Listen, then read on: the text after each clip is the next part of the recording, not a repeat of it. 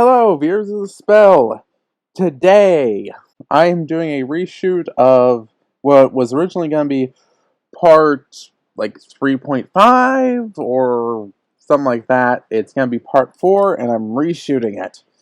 So, if you like this video, please like, share, and subscribe, and leave a comment. It does help the channel. Even if it's a simple, I liked it, or nice, or anything else like that, it will be much appreciated. So, taking place right after we left off, but changing focus to Natsu.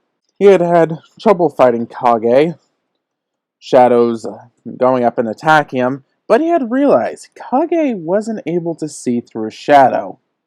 This allowed him to grab his head and punch him in the face, which sent him flying into the wall. Natsu, looking like an angry flame demon, would say he was going to get back at him for insulting his guild and his friends. But before he could do that, Urza ran up and asked where Asta was. Natsu, being a little surprised, would take his eye off of Kage, tell Urza they split up. Her, out of breath, would say that Aragorn had put up a wind barrier.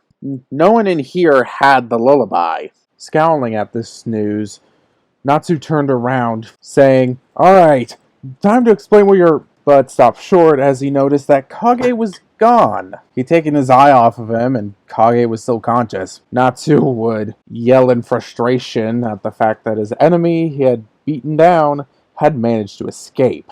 They also realized that Asta was in danger if they figured out who he was, since his anti-magic could destroy the barrier. But they don't think anyone saw who he was, otherwise they probably wouldn't have even attempted something like this. Gray would run up and tell them that he knows where their real target is. It's in Clovis. Gray, not knowing what was in Clovis, Urza would just go pale, as she quickly said that they're gonna attack the Guild Masters Summit, and Makarov was there. Gray and Natsu, figuring out the severity of the situation, would quickly start running off in multiple directions to find Asta. They had to get out of this quickly. It didn't even matter if they caught every member, if they were stuck inside. Natsu would also ask where Lucy and Happy were. Urza would just say that she had sent them the other way. Hopefully they had already conveyed the information to Asta, to Lucy and Happy at this time. Hallway looking for Asta. They heard the sounds of battle and rushed there, but by the time they had gotten there, they saw him pinning the white-haired man to a wall. Ice spikes were in the walls, which made her assume that he must have been an ice mage. The man looked tense, but then his body loosened and he had an expression on his face of acceptance. Asta seemed surprised. He would ask what that look was, and the man would actually get a grin. Asta would jump back in a second, barely dodging the spikes coming out of him. Asta quickly jumped out of the room, grabbing Happy and Lucy before managing to get free of the room. He had managed to get nicked a couple times, probably when he had to slow down to grab her. Lucy would just ask, "What did that guy do? What's going on? Did he just kill himself?" Asta just nod, saying he was planning on trying to take me down with him. He was surprised. He didn't expect a Dark Guild member to have this much conviction to be willing to commit suicide for his cause. But a second later, Lucy snapped out of her surprise and informed Asta what was going on outside. Asta grimacing. They would then meet up with the others.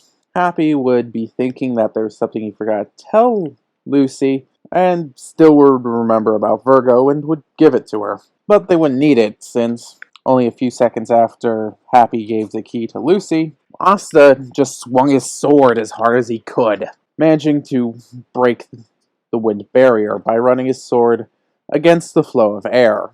Asta would just smirk, saying that would have been a lot harder for me to do just a year ago. Urza would pat him on the shoulder, and the others would try to figure out. They would try to figure out a plan. Urza would gather them around and tell them to listen up. Asta and Happy will go first and try to head off Aragorn.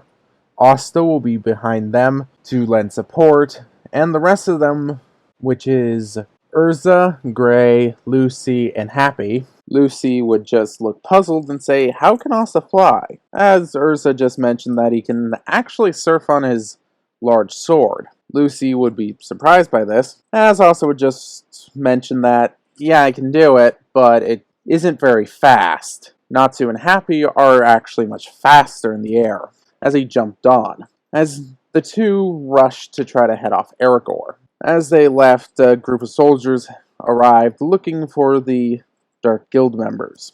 Urza would just tell them how many were inside and that one of them escaped and that they're going to head him off, and that they believe they're heading to Clover. The leader of the soldiers would just nod and order his men to go seize the Dark Wizards. As the main group left, trailing behind Asta and Natsu, who was being carried by Happy. So, after that scene, we jump to Asta kicking Aragorn in the head, forcing him to land.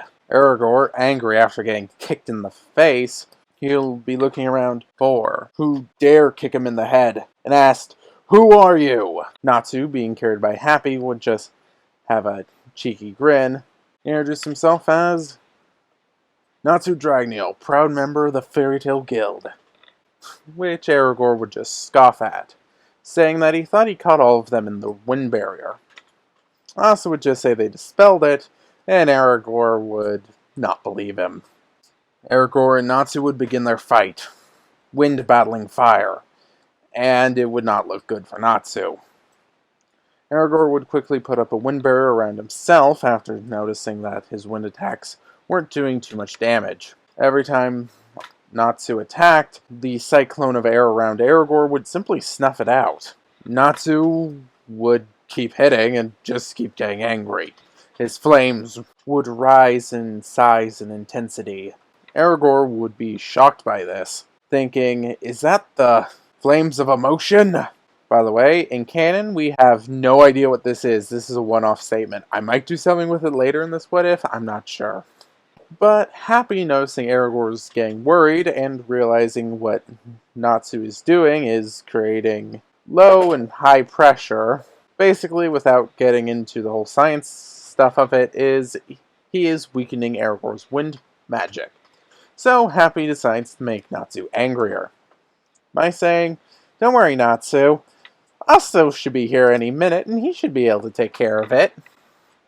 Which would just be surprised Happy said that, since, why not have a little bit more faith in him? He doesn't want to rely on Asta for everything. And he would start to angrier. Happy would also say, "Yeah, and Gray's a lot cooler than you are." And Natsu's flames would just grow higher, eventually getting Aragorn's wind barrier to the point where it's barely visible.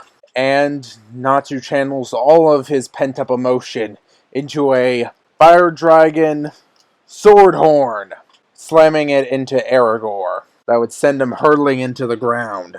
Happy would just congratulate Natsu, saying, "You did it!" Natsu responding, "Wait, didn't you have very little faith in me just a few minutes ago?" Happy just says, "I don't know, cats have horrible memories." Natsu would just sigh and secure Aragorn. Asta, which had landed on a rock not too far away, was watching the latter half of the battle and just decided not to get involved. Then flew over and told Asta he did really good. Asta, puffing out his chest, would just say, "Yeah!" And the others would arrive 10 minutes later, with Asta holding Aragorn's arms to ensure he didn't escape. They would have also secured the lullaby. Then, under the car, shadows shot out, trying to grab the lullaby. It was Kage. He had managed to use the shadow underneath the magic mobile to travel.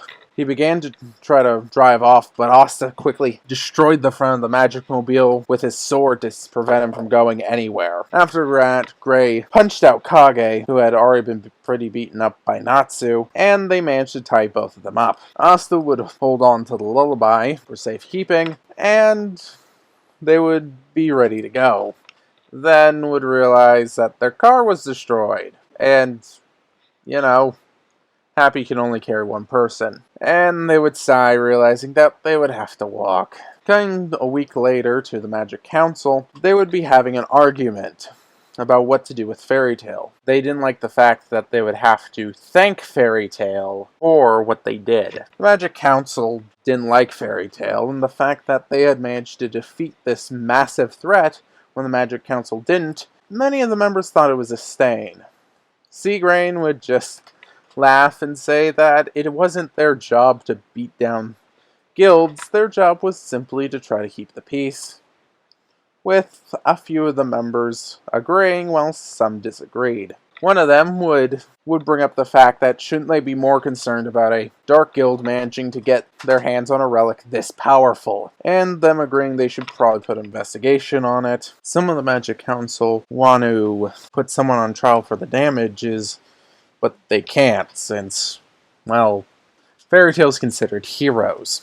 Magic Council resigns, with Seagrain asking one of the other members if the plan's going forward on Galuna Island. And that's where I'm going to leave it, everyone. Sorry this took so long. I had issues with my computer. The week was busy, so I didn't get this out when I wanted to on Wednesday. So, yeah, I have decided on what other what if I'm going to be doing coming up, which is what if Midoriya had dimensional magic? And it is a crossover with Black Clover. So, if that sounds interesting, subscribe. It's free. You can just ignore notifications if you want. Don't recommend it, but you can. And if you have any other what-if ideas or have any other statements, feel free to leave them in the comments. Commenting does help the channel. And, hey, all it costs you is a few minutes. And if any of that sounds good to you, leave a like, subscribe, like I said earlier, and share, because that does help the channel quite a bit. This is Spellry, signing off.